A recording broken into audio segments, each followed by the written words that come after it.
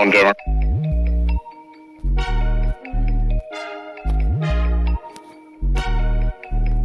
watch. The share of Americans who say the economy is our most important problem hasn't been this high since the last time Democrats controlled the White House. Just this morning, we got a devastating quarterly GDP report. The economy actually shrank 1.4% over the last 3 months. No longer are Democrats just presiding over a disappointing recovery. Now they've thrown the recovery into reverse.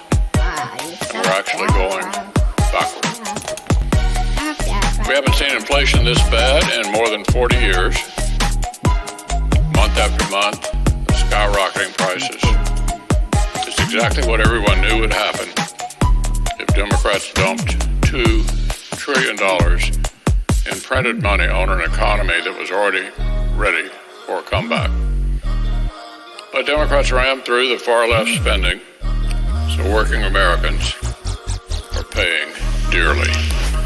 This week, the same Washington Democrats who drove this inflation have finally figured out their response. They want to raise taxes on the American people. The Democratic leader said this Tuesday, quote, "If you want to get rid of inflation, the only way to do it is to undo a lot of the Trump tax cuts and raise rates. No Republican is ever going to do that. So the only way to get rid of inflation is through reconciliation," said the Democratic leader. Now remember, Senator Schumer is the same person who said in March 2021, quote, "I do not think the dangers of inflation, at least in the near term, are very real." Now the same person who predicted that inflation would not happen is saying we have to fight inflation by dramatically raising taxes on the American people.